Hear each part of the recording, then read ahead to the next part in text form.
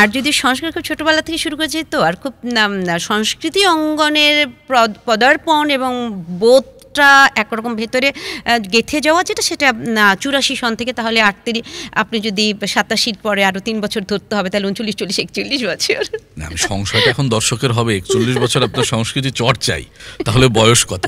তো বয়সের প্রশ্নটা না করি। না প্রশ্ন করতেও পারেন, তাতে কোনো সমস্যা নেই, কিন্তু মনে রাখতে হবে আমি ক্লাস 5-এ থাকতে শুরু করেছি এবং সেটা করে যাচ্ছেন। আমি দর্শকদের বলি, এখন যিনি আমার সাথে কথা বলছে কোনোভাবে মনে হচ্ছে না যে একজন বেশ প্রাজ্ঞ, অনেক বয়স, প্রাজ্ঞতার বুদ্ধিমত্তার জায়গা আছে, কিন্তু আমরা দৃশ্যমানই মনে হচ্ছে একজন কিশোরীর সাথে গল্প করছি। ওনার প্রাণবন্ত বলা এবং চলা, এটা কিন্তু বেশি হয়ে গেল ভাই।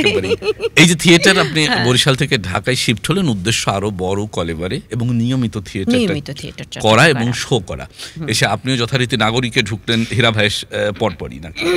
হ্যাঁ, কাজিরুম প্রথমে নাগরিকে ঢুকলো আমাদের ঝন্টু বায়েন, একজন বরিশাল নাটকের সাথে যারা সম্পৃক্ত ছিল, ও, তারপরে তারপরে অনন্ত হীরা, তারপরে কাজিরুমা, তারপরে আমরা 4টা ছেলে মেয়ে যখন বরিশাল নাটক থেকে চলে আসলাম, তখন আমার নিখিলদা, আমার গুরু, বা বরিশাল নাটকের মানে হয় না যে হঠাৎ করে 4টা ঝলমলে ছেলে মেয়ে চলে গেল, হঠাৎ করে একটু ফাঁকা লাগে, সেই অবস্থাটা হয়েছিল ইসের।